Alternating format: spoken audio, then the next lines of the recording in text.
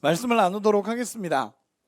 저는 오늘 하나님 나라에 대해서 말씀을 나누려고 해요. 하나님 나라.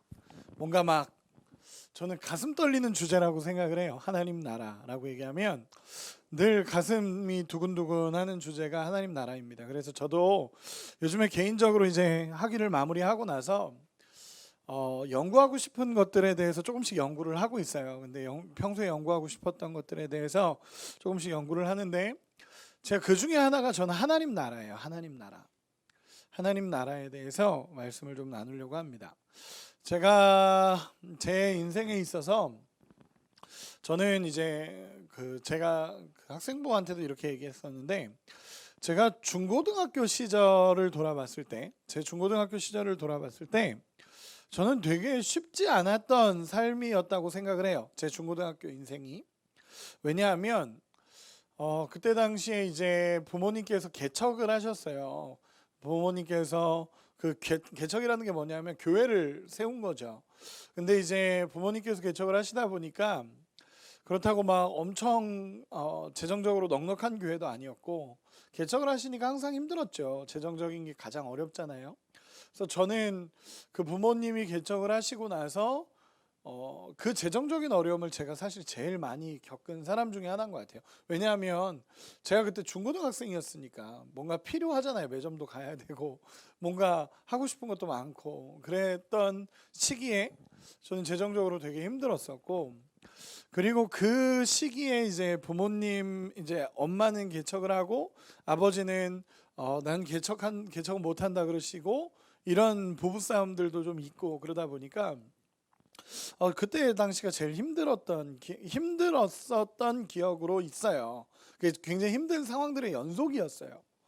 제가 가끔 이제 고등학교 얘기를 하다 보면 저는 되게 이제 그때 당시에 가난했거든요. 좀 어렵기도 했고 가난했어요. 그래서 힘든 시기였다라는, 분명히 제 상황적으로는 힘든 시기였다라는 걸 알아요. 근데 얼마 전에 저희 어머니랑 이렇게 얘기하게 됐는데 어머니랑 이야기하면서 제가 개인적으로 얘기했던 게 뭐였냐면, 나는 그 힘든 시기를 살았지만 힘들지 않았다라고 생각이 들어요. 지금 이게 그때도 마찬가지였고, 그때도 저는 되게 힘든 상황들이었고 다른 사람이 삼자가 보기에는 야 주변이 되게 힘들겠다 그렇게 느낄 수 있는 상황이었는데 저는 힘들지 않았어요. 그때가 그렇게 힘들진 않았어요. 내가 그 사람들이 생각하는 것보다 훨씬 힘들지 않았고, 그리고 물론 이제 힘든 시간들도 있었죠. 제 뭐 대학교 올라와서나 막 이럴 때도 힘든 시간도 있었는데 제 고등학교 시절을 딱 돌아보면 그렇게 힘들진 않았어요.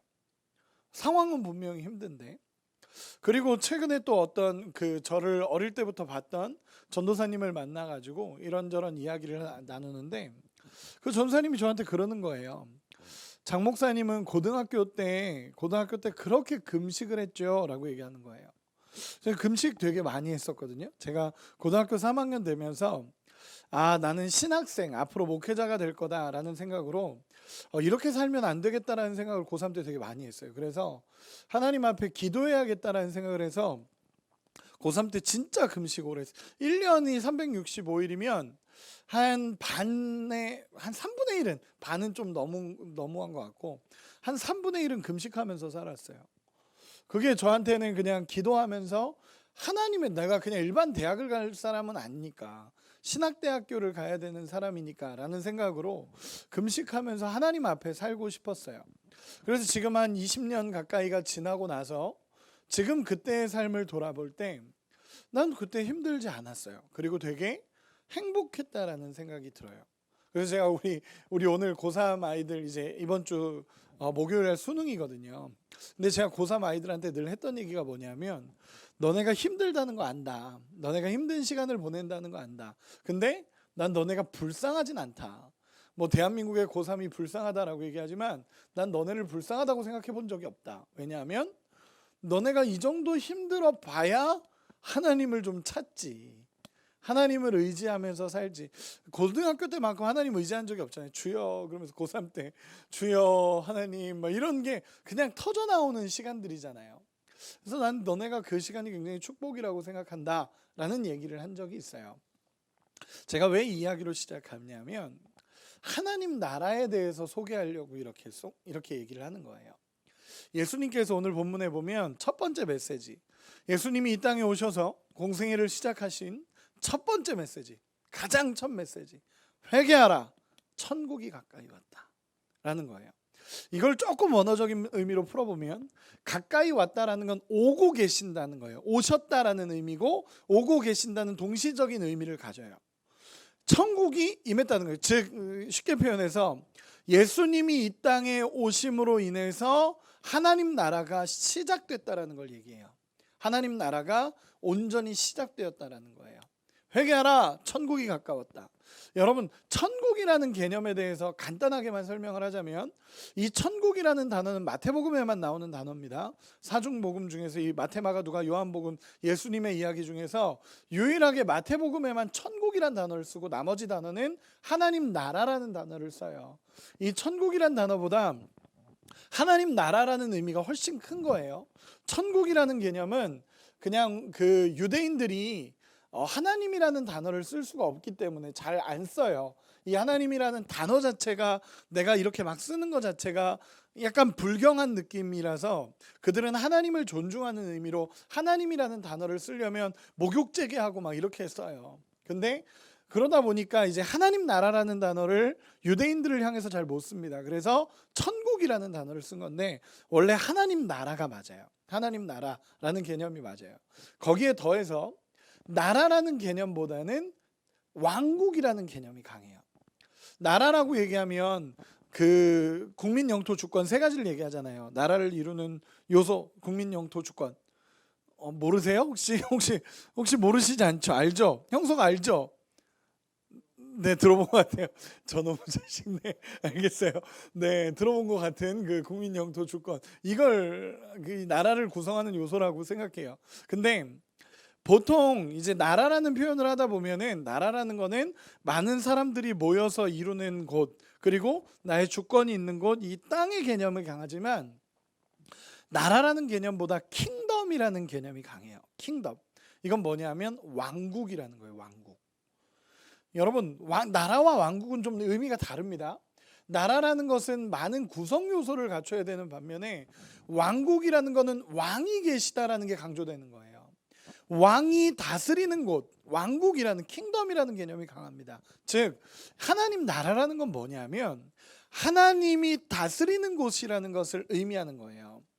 우리는 그냥 어느 곳, 어떤 상태, 어떤 천국이라는 하늘나라에 가는 개념을 먼저 생각하는데 물론 이 개념도 맞아요. 근데 제가 이 개념보다 더 앞선 개념을 설명하려고 하는 거예요. 하나님 나라라는 개념은요, 하나님이 통치하시는 곳을 의미해요. 예를 들어서 오늘 주원이의 삶에 하나님이 개입하시고 하나님이 주원이의 주인이 되셔서 통치하시기 시작하면 주원이는 지금 하나님 나라를 경험하고 있다는 거예요. 하나님이 다스리는 곳을 의미하는 것이 이 하나님 나라라는 단어입니다. 그러면 하나님께서 예수님께서 왜 그렇게 하나님 나라를 외치셨을까? 사도행전 1장 3절에 보면 이렇게 얘기해요. 사도행전 1장 3절에 보면 예수님께서 죽으시고 부활하신 이후에 40일 동안 이 땅에 계시거든요. 죽으시고 부활하신 이후에 40일 동안 이 땅에 계세요. 그러면 이 40일의 사역은 예수님의 마지막 사역이에요. 예수님의 철저한 마지막 사역이거든요. 근데 그 마지막 사역에 예수님이 뭐 하시냐? 사도행전 1장 3절에 이렇게 얘기해요. 하나님 나라의 일을 말씀하시니라. 예수님이 40일 동안 뭐 했냐면 얘들아, 하나님 나라가 있어. 하나님 나라가 어떤 곳인지 아니? 하나님 나라가 있다. 영재야, 하나님 나라가 있어. 은재야, 하나님 나라는 이런 곳이야. 도윤아, 하나님 나라가 있어. 막 이렇게 예수님이 계속적으로 강조하신 것이 하나님 나라예요. 그러면 예수님이 절대 놓치고 싶지 않았던 주제, 예수님이 끝까지 처음 시작도 하나님 나라였고 마지막까지 하나님 나라에 대해서 계속적으로 외쳤다는 거예요. 그러면 물어봅시다. 왜 예수님이 하나님 나라를 그렇게까지 전하셨을까? 예수님의 모든 비유의 핵심은 하나님 나라였어요. 오늘 1부 예배, 2부 예배 드린 분들은 알겠지만 목사님, 담임 목사님도 하나님 나라의 천국에 대해서 얘기를 하셨죠. 여러분들에게도 물어봅시다. 하나님 나라. 왜 예수님은 하나님 나라를 이렇게 외치셨을까? 왜 그랬을 것 같아요? 왜 하나님 나라를 이렇게 주원아, 왜 하나님 나라를 이렇게 외치셨을까, 예수님이?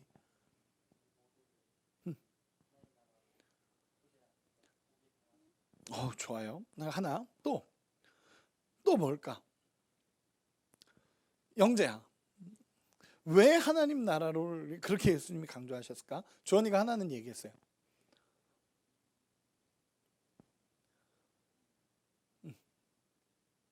영재야, 하나님 나라가 있다.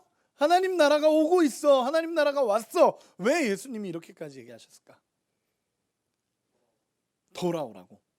비슷한 개념들이죠. 제가 설명해 볼게요, 여러분. 여러분, 이 시대 사람들은요, 이 시대에 살았던 사람들은요, 하나님이라는 개념 자체가 너무 두려운 하나님이고 무서운 하나님이고, 그리고 그 당시 살았던 사람들 자체가 자기들이 느끼기에 하나님이 우리를 정말 축복하실까? 하나님이 우리를 인정하실까라는 생각을 가지고 살았던 사람들이에요. 왜냐하면 그 당시 하나님에 대해서 계속적으로 얘기했던 바리새인, 서기관들, 이런 사람들이 하나님을 강조할 때를 보면 하나님은 우리에게 축복을 주시는 분, 하나님은 우리에게 모든 것을 다스리시는 분, 아프지 않게 건강을 주시는 분, 이런 개념들이 워낙 강한 거예요. 그러다 보니까 이 사람이 부자가 돼야 하나님이 당신을 축복하셨다고 얘기하고, 이 사람이 지위가 높아야 하나님이 당신을 축복했다라고 얘기하고, 이 사람들이 건강해야 하나님의 축복을 받았다라고 생각했어요. 이 사람이 아프면 하나님의 저주를 받았다고 생각했고, 이 사람이 가난하면 하나님의 저주를 받았고, 하나님이 당신을 정말 축복하지 않는다라는 개념이 강했어요. 여러분, 그 당시에 85%가 거지였어요. 오늘 먹고 내일을 고민해야 되는 사람들이었어요. 그러다 보니까 그들의 마음에 처절한 패배감들이 계속적으로 있었단 말이에요. 근데 예수님께서 지금 그들에게 뭘 알려주시고 싶으시냐면, 야, 하나님 나라는 그런 곳이 아니라, 그냥 하나님 나라는 너가 축복받아서 막 부자들이 이렇게 되고 뭔가 잘 되고 뭔가 이루어지고 이런 것이 아니라, 하나님이 지금 너희와 함께하고 있다면 그곳은 하나님 나라인 거야. 하나님이 지금 너희와 함께하고 있고 지금 너희 안에 계시다면 그곳은 하나님 나라가 되는 거야 라고 얘기를 하는 거예요. 여러분, 잘 들어보세요.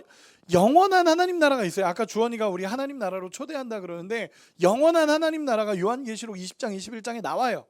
영원한 하나님 나라, 우리가 진짜 마지막 날에 가게 되는 영원한 하나님 나라가 있다고 요한계시록 20장 21장에 나옵니다. 그 20장 21장에 두 가지를 얘기하는데, 하나는 없는, 그 영원한 하나님 나라에 없는 게 7가지가 있고요, 영원한 하나님 나라에 있는 게 7가지가 있어요. 없는 거를 얘기해 볼게요. 없는 거는 이 7가지가 없는데, 죽음이 없고 슬픔도 없고 눈물도 없고 질병도 없고 이별도 없고 저주도 없고 죄도 들어오지 못하는 것, 그것을 하나님 나라, 영원한 하나님 나라라고 합니다. 그리고 뭐가 있냐라고 얘기하면, 몇 가지만 간단하게 얘기하면 하나님의 영광이 있어요.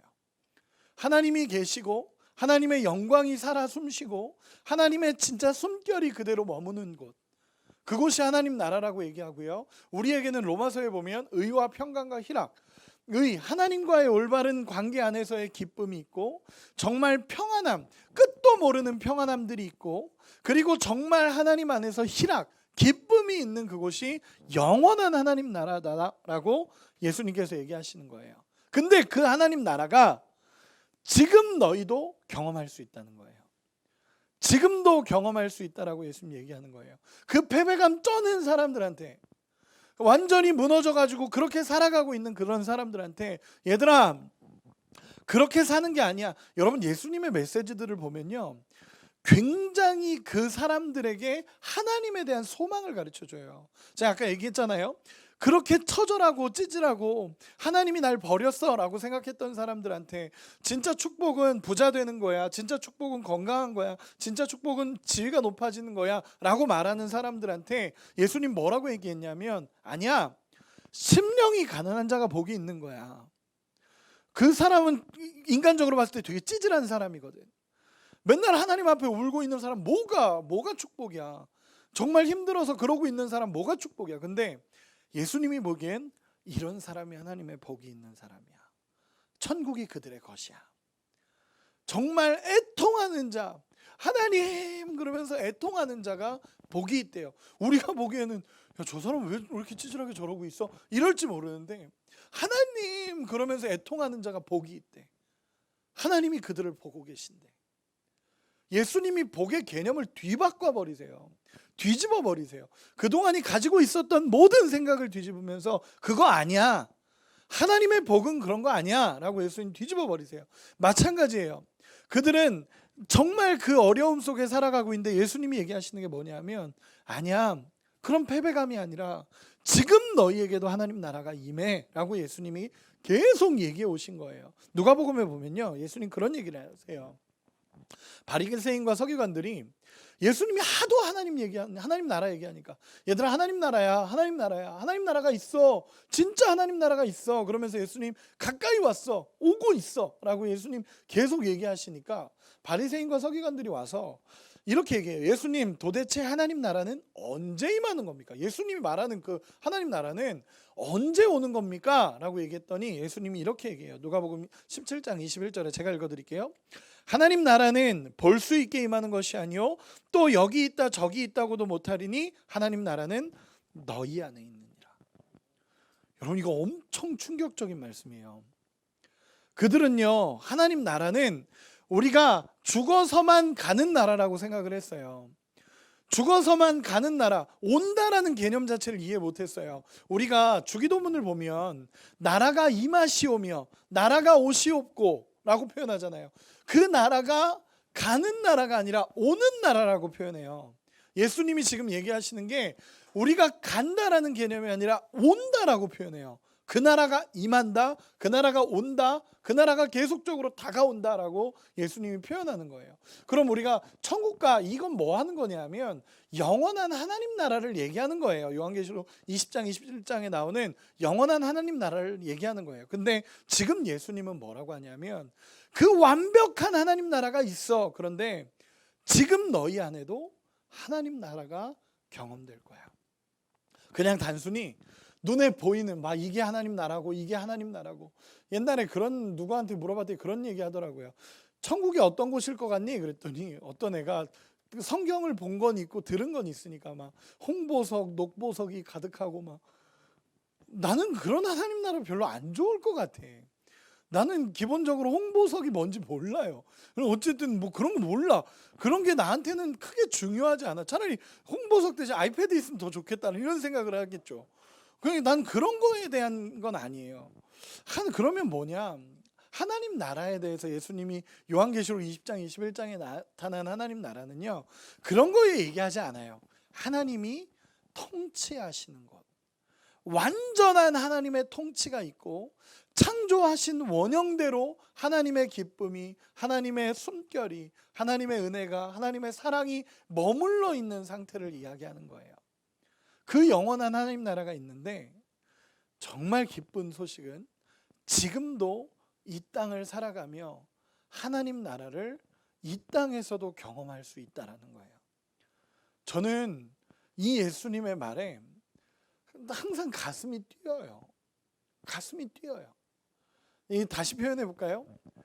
내가 처절하게 어려웠고 내 상황이 무너지고 내 환경이 무너져도 그런 것과 상관없이 하나님이 나를 다스리시기만 한다면 하나님이 내 안에 오시기만 한다면 나는 끝도 없는 평안함으로 살아갈 수 있다는 거예요. 예수님이 하신 말씀들을 잘 생각해 보세요. 마태복음 4장에 너희는 그의 나라와 그의 의를 구하라.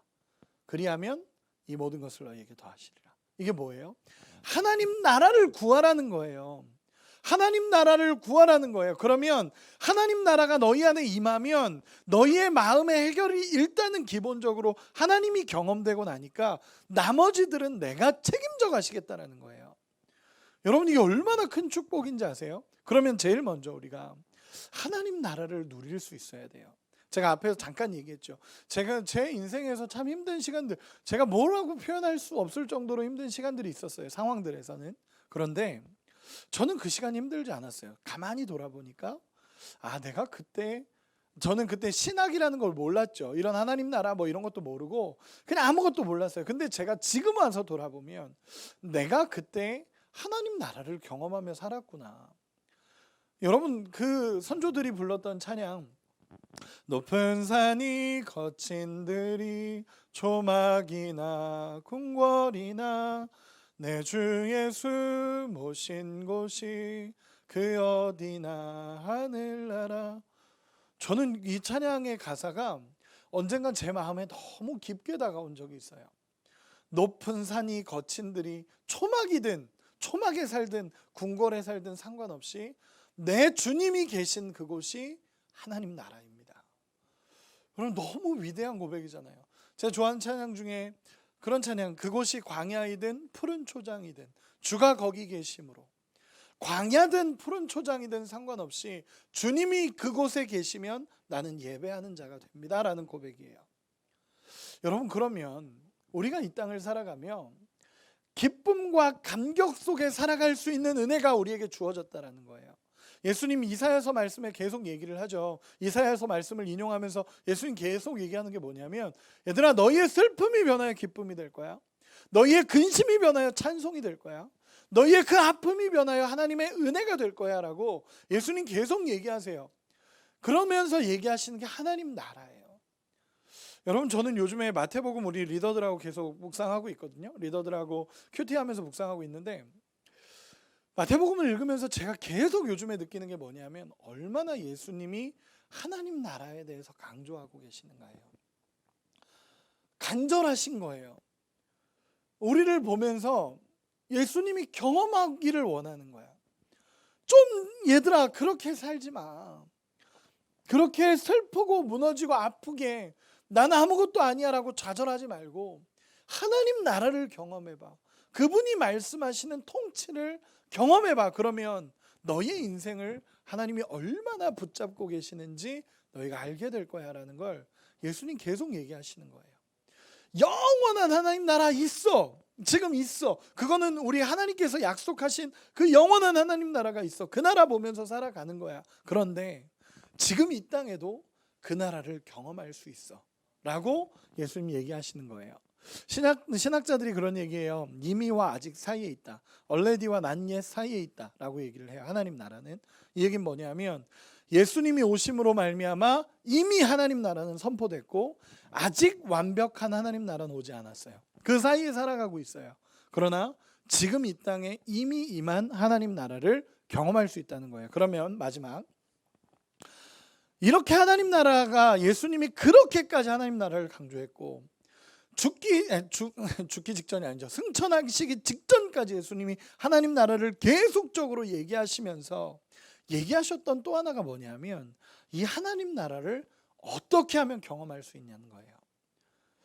이게 그렇잖아. 하나님 나라를 계속 얘기하시는 거야. 얘들아, 하나님 나라가 있어. 그 나라 경험해야 돼. 그 나라 경험해야 돼. 그 나라 경험하면 너네가 이렇게 살지 않아. 기쁨으로 살아갈 수 있고 평안으로 살아갈 수 있고 의와 평강과 희락으로 살아갈 수 있어 라고만 얘기하시면, 그럼 예수님 어떻게 하면 그 나라 경험하는 건데요? 어떻게 할 수 있는데요? 라는 것에 대한 답을 예수님은 분명하게 말씀하십니다. 성경에 너무 많이 말씀하셔요. 뭘까? 주원아, 뭘까? 어렵죠. 이런 개념으로 제가 지금 사실 오늘 설교가 여러분 한번 잘 정리해 보시면 이건 굉장히 신학적으로 지금 중요한 얘기들을 하고 있는 거예요. 신학자들이 굉장히 어렵게 얘기한 것들을 조금 쉽게 해보려고 노력하는 중이에요. 지금 여러분들에게 다시 한번 얘기해 봅시다. 하나님 나라를 경험하는 방법이 뭘까? 제가 읽어드릴게요. 마태복음 12장 28절이에요. 그러나 내가 하나님의 성령을 힘입어 귀신을 쫓아내는 것이면 하나님 나라가 이미 너희에게 임하였느니라. 잘 들어보세요. 하나님 나라를 경험할 수 있는 방법, 여러분 적을 수 있는 사람 적으세요.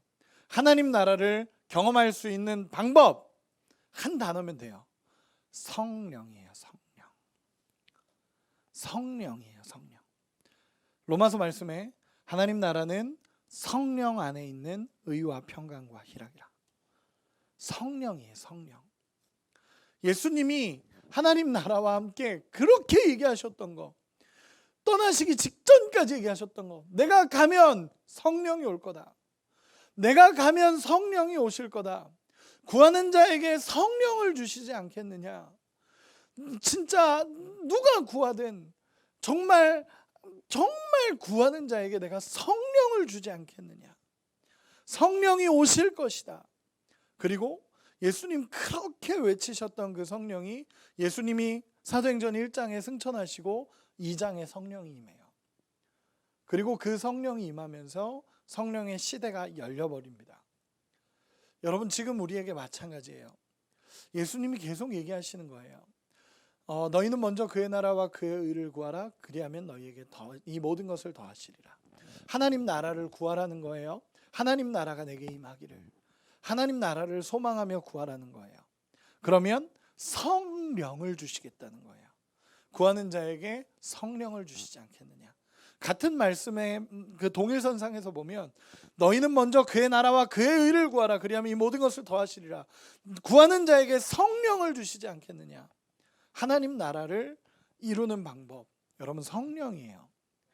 여러분, 제가 우리 청년들에게 늘 이야기하는 게 좀 구체적으로 하나님 앞에 살아가야 돼요. 하나님 앞에 내가 기도하는 것도 조금 더 구체적이 돼야 되고, 제가 예전에 우리 청년들한테 이야기한 적이 있을 거예요. 하나님 앞에 기도하면 응답받는 방법, 말씀을 붙잡아라. 약속을 의지해라. 하나님이 이렇게 말씀하셨잖아요. 하나님 성경에 이렇게 말씀하셨잖아요. 하나님 제게 주세요. 저는 그게 가장 확실한 기도라고 생각해요. 말씀의 약속을 붙잡는 거예요. 예수님 얘기하셨어요. 구하는 자에게 성령을 주시지 않겠느냐. 전 오늘도 그 말씀을 붙잡아요. 하나님, 성령을 주세요. 내 안에 성령을 주세요. 성령이 나를 다스릴 수 있도록 인도해 주세요. 나의 죄된 모습들, 나의 모습들 다 끊어내고 정말 성령이 나를 다스릴 수 있도록 하나님 도와주세요 라고 기도합니다. 여러분, 이 땅을 끝내야만 경험되는 하나님 나라 있어요. 영원한 하나님 나라, 완전한 하나님 나라, 완성된 하나님 나라 있어요. 우리에게 주어집니다. 그런데 오늘 예수님은 이 땅에서도 하나님 나라가 경험될 수 있다라고 얘기해요.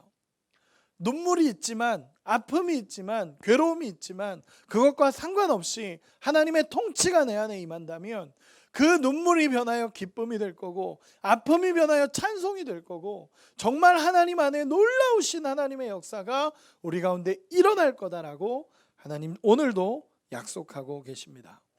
영원을 꿈꾸게 하시는 분이 오늘도 살아 계셔서 우리와 함께 하십니다. 그런 은혜의 역사가 우리 가운데 일어나기를 원합니다. 결론을 맺겠습니다. 오늘 진짜 빠르죠? 생각보다 제가 생각했던 것보다 빨라서 저도 지금 당황스럽습니다. 조금 더 해야 되나라는 생각도 하는데, 네, 수인이가 째려봤어요 지금. 네, 수인이 이러고 쳐다봤어요. 네, 결론을 맺을게요. 네, 최근에 어떤 친구를 한번 이야기한 적이 있습니다. 그 친구가 참 어려운 시간을 보냈어요.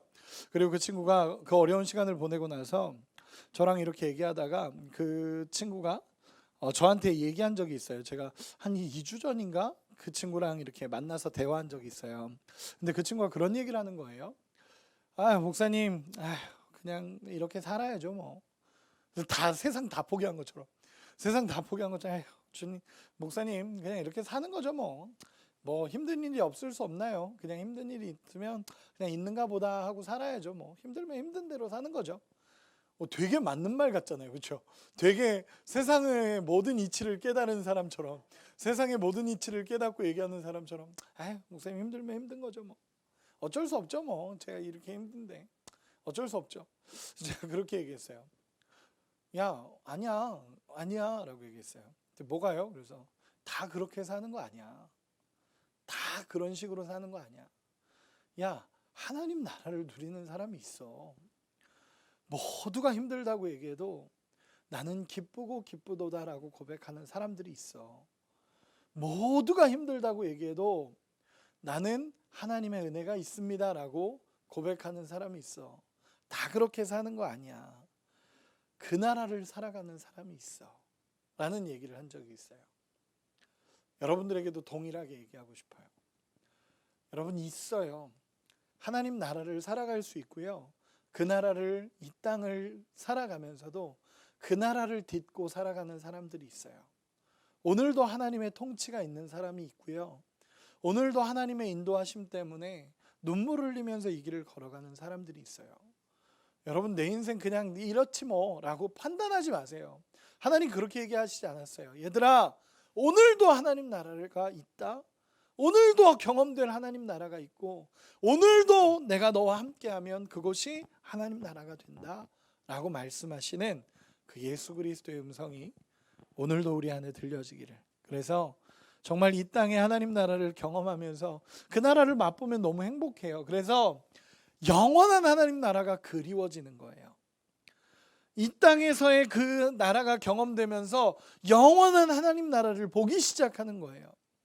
초대교회 성도들 그 힘든 상황에서도 기쁨으로 믿음으로 이 길을 걸어갔어요. 바울 그렇게 하나님 그 감옥에 갇혀 있는데도 빌립보서에 보면 나는 기쁘고 기쁘도다. 뭐가 기뻐요? 상황은 하나도 안 기뻐. 근데 기쁘고 기쁘도다. 왜? 내 안에 예수가 계신다. 그는 근본 하나님의 본체시나 라고 고백하면서 하나님을 전하는 그 모습 안에 하나님 나라가 거하는 걸 보게 됩니다. 여러분 마찬가지예요. 여러분들의 인생에 하나님 나라가 경험되기를 원합니다. 그래서 진짜 하나님이 여러분을 다스리고 있구나.